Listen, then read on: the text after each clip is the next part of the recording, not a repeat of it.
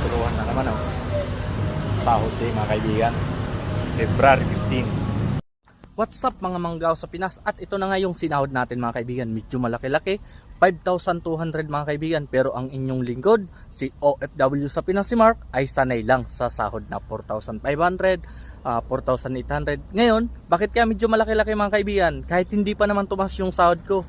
Kasi umaasa pa rin nga ako na sa bawat sahod ko, sana tumas na yung sahod. Pero hanggang na lang ata tayo mga kaibigan sa umaasa, no?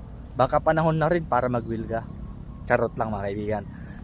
Kaya pala umabot ng 5,200 yung sahod natin kasi may dagdag tayong holiday pay mga kaibigan, no?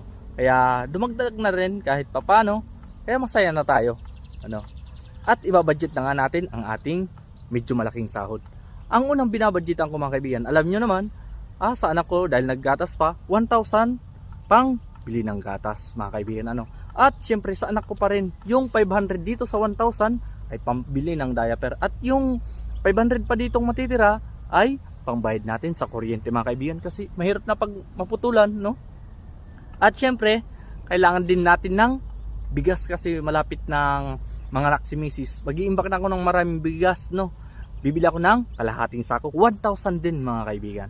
At syempre kailangan din natin mga kaibigan, budget ko sa trabaho, kalahati ng 1,000 ay sa akin 500, at yung kalahati yung 500 budget naman ni Mrs. mga kaibigan, pang snack niya at kung ano ang kailangan doon sa bahay pagka wala ako, no, kapag nasa trabaho ako mga kaibigan. Dapat meron din siyang kunting pera. Itong 1,200 mga kaibigan, ito na yung ilalaan ko mga kaibigan sa grocery namin. 1,200 kaya mga kaibigan, sapat na ba yan sa inyo?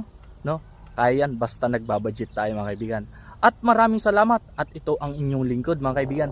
Mas maigi nang nagbabudget kaysa naman dumating ang araw, nakakapusin ka sa pera at mangungutang ka naman sa katrabaho mo, or kaya mangungutang ka sa tindahan.